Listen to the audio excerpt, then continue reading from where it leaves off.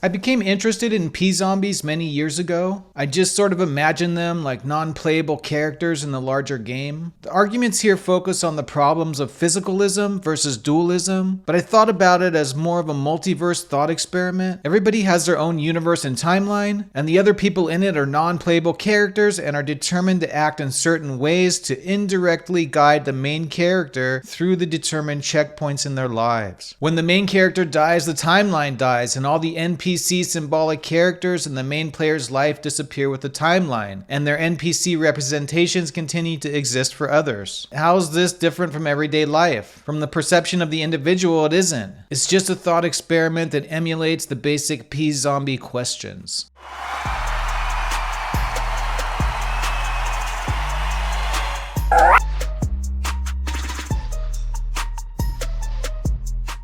A philosophical zombie, or a P-zombie, is a being in a thought experiment in philosophy of mind that is physically identical to a normal person but does not have conscious experience. For example, if a philosophical zombie were poked with a sharp object, it would not feel any pain, but it would behave exactly the way a conscious human would. Philosophical zombie arguments are used against forms of physicalism and in the defense of the hard problem of consciousness, which is the problem of accounting in physical terms for subjective, intrinsic, first-person experiences or qualia. Proponents of philosophical zombie arguments, such as the philosopher David Chalmers, argue that since a philosophical zombie is by definition physically identical to a conscious person, even its logical possibility refutes physicalism, because it establishes the existence of conscious experience as a further fact. Such arguments have been criticized by many philosophers. Some physicalists argue that philosophical zombies are logically incoherent and thus impossible, or that all humans are philosophical zombies. Some argue that philosophical zombies are coherent but metaphysically impossible.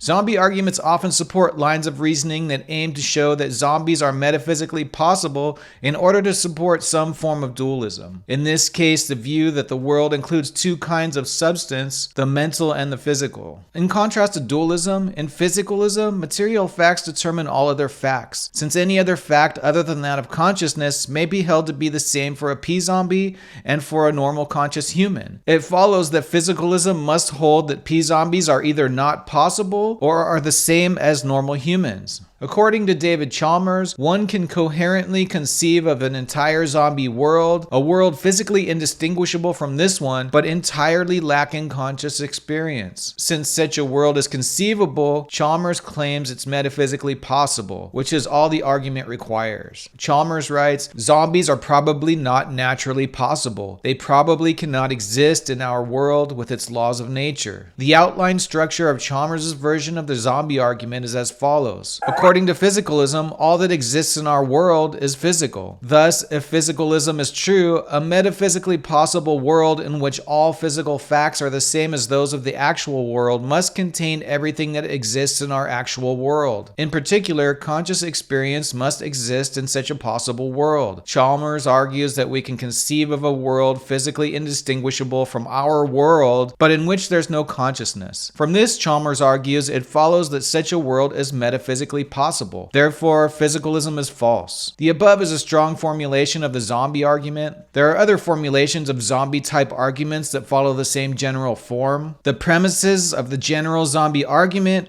are implied by the premises of all the specific zombie arguments.